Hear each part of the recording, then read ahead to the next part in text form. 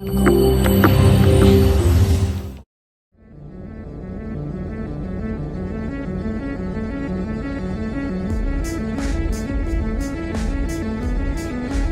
aprovechar que estás aquí y, con toda tu experiencia en BlaBlaCar y en las nuevas empresas, porque ahora gestionas tus propios fondos, inviertes, ¿no? en empresas de nueva economía, para hacerte varias preguntas un poco quisquillosas. Tú has estado varios años en BlaBlaCar. En 2014 he leído en una entrevista tuya que decías que ese tipo de empresas no generaban grandes beneficios. ¿Eso sigue siendo así?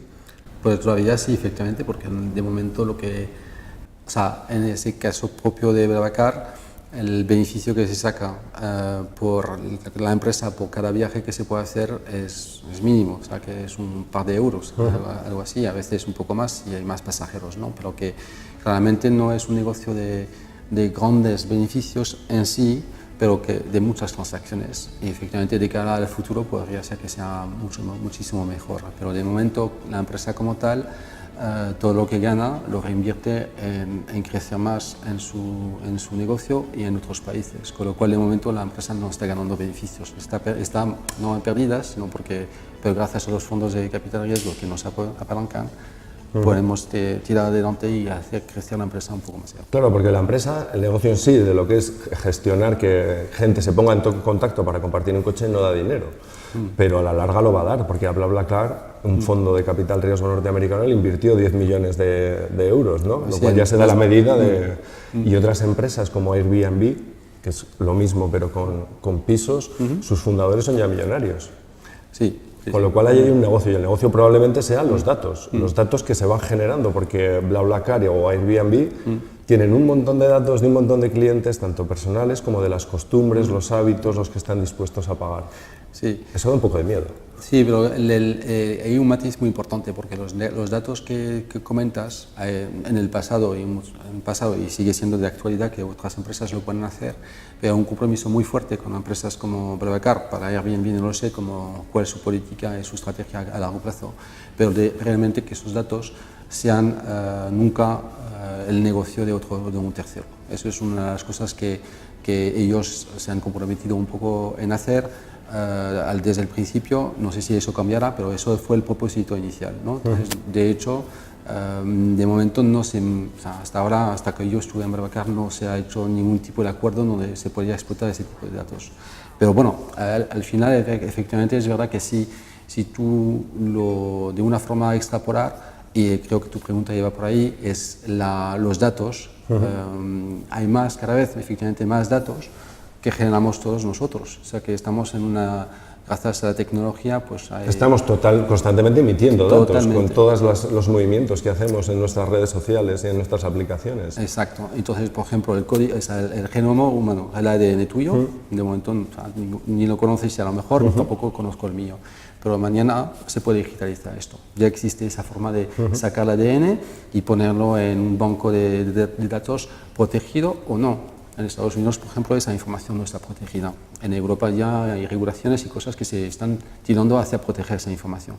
Pero imagínate, ese dato no existía porque no estaba, pero ahora sí que existe. Y de hecho, empiezas a ver las consecuencias. Ahora entras en Facebook y tienes publicidad dirigida.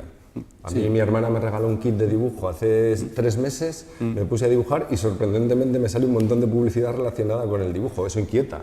Eso inquieta porque, aunque en teoría todas las empresas aseguran que no van a usar el Big Data, todos esos datos mundiales, ahí está el verdadero negocio ahora. Eso es lo que está transformando el comercio ahora. Sí, ahí otra vez es una forma de usar los datos que es muy diferente a lo que podría dar miedo de verdad.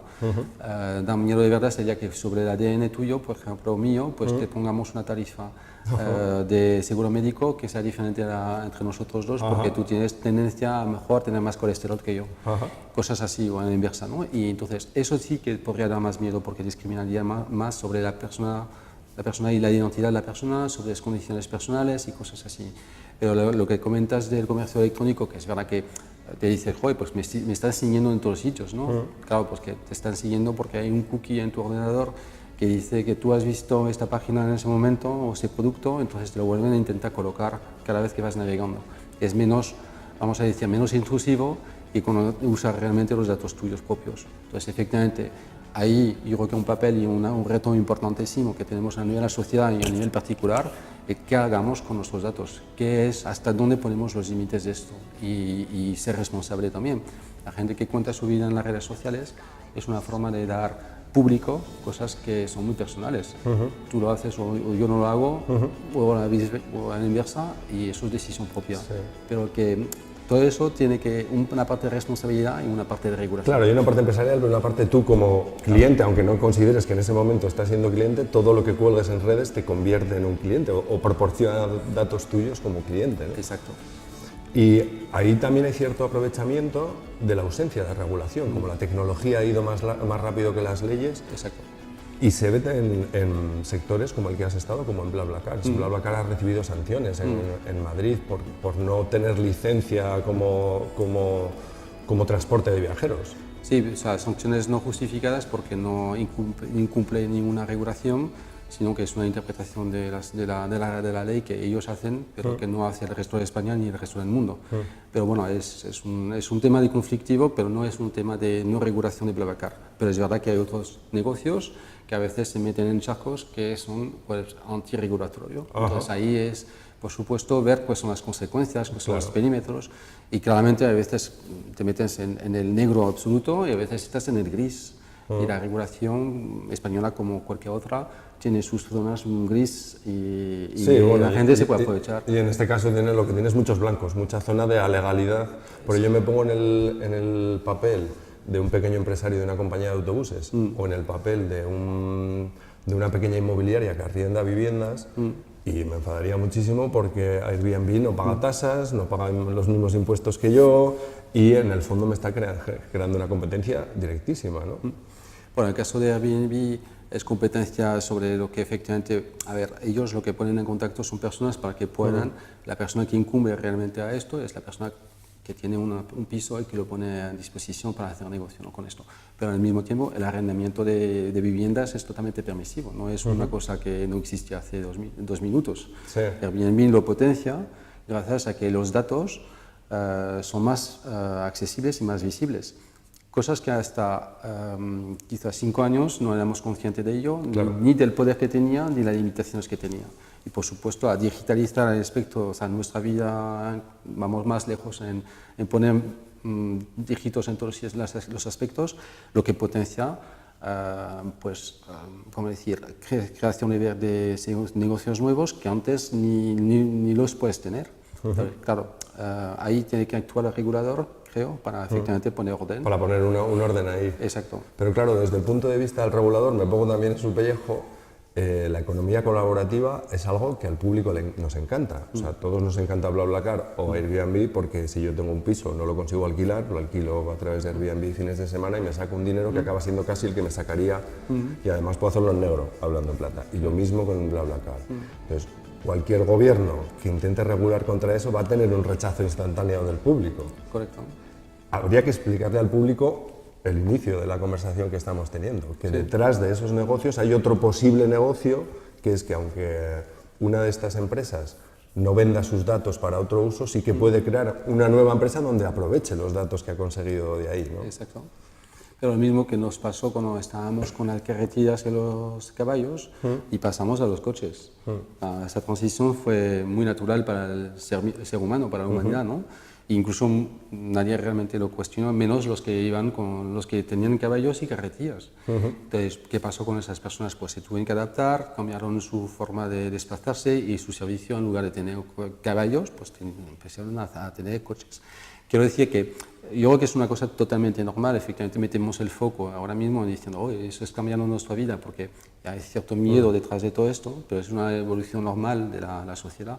Entonces, claro, el regulador, como dices, tiene que favorecer la creación de la innovación, porque no vamos a hacer que España se quede atrás, porque todos los otros países sí que lo permiten y España no, y al mismo tiempo, y porque el público lo quiere, también nos perdimos de vista que también, de cierto modo, la sociedad civil la que manda, indirectamente. Sí, bueno, ¿no? La sociedad civil lo demanda también por la situación en la que está, porque en España estamos en una situación tan precaria al caerse el mercado inmobiliario y, por supuestísimo, al caerse el mercado laboral, que cualquier ingreso extra, y encima si no tiene ningún tipo de tributación, nos agarramos a él corriendo, ¿no?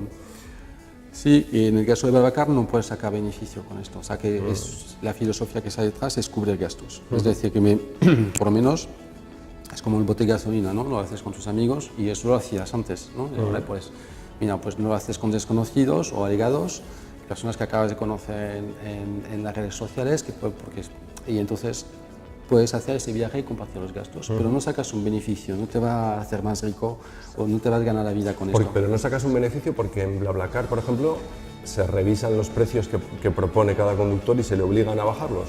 No, porque digamos que se divide los gastos del viaje, no se aplica ningún tipo de plus sobre lo que es el viaje. Si te cuesta 50 euros para irte de aquí donde estamos a Barcelona, pues te va a costar 50 euros que vayas solo o que vayas con 4 personas. ¿Y no hay posibilidad de que alguien se monte un pequeño negocio, que haga el mismo viaje todas las semanas, y aunque sea con poco beneficio?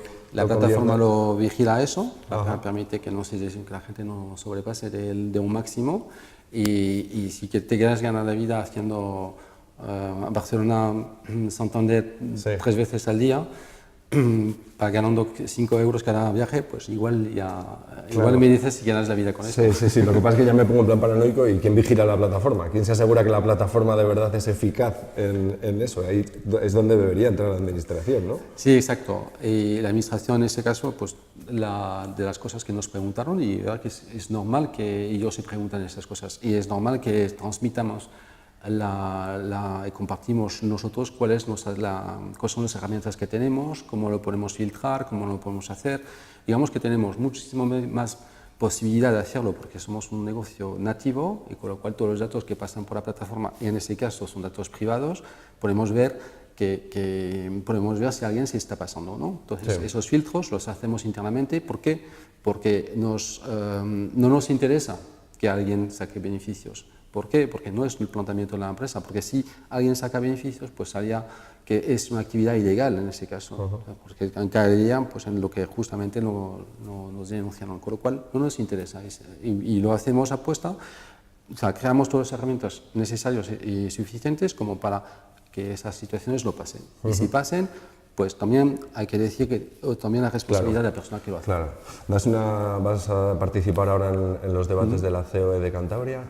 Y te entenderás, dentro de la COE obviamente está el sector del transporte de viajeros en Cantabria. ¿Qué les vas a decir? Porque te van a protestar todos porque bueno, el tipo de empresas como BlaBlaCar en la que estabas la entienden como desleal. ¿Qué les vas a decir?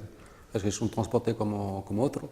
Yo digo que la 85%, 90% de los transportes que ofrecemos a los usuarios son entre un punto A y un punto B, que a lo mejor une Santoña a Teruel. Y dudo que haya una empresa de autobús que haga ese tipo de servicio ahora mismo. Entonces, el hecho de que la cobertura de transporte que se ofrece al público, a los clientes de esas empresas de autobuses, es complemento a la actividad que ofrecen ellos. Con lo cual, yo creo que no es un transporte nuevo, sino una forma de viajar que es optimizar los recursos que tenemos. El coche que 95% del tiempo está sin usar y que usamos con una tasa de ocupación de 1,3. Muy bien, pues a ver si los convences. Yo digamos que no es mi labor convencer, mi labor ha sido emprender y de seguir a emprender porque me parecía de sentido común optimizar los recursos que teníamos de forma que eso sea beneficioso para todos y también pues crea valor, ¿no? Entonces, como empresa, como startups, da empleos, yo hago la misma función o intento hacer la misma función que otros hacían hace años o que están haciendo. Como mecenas o promotor, ¿no? Exacto, o sea, ayudar a que creamos valor y que crezcamos como sociedad. Muy bien, pues muchas gracias. Nada.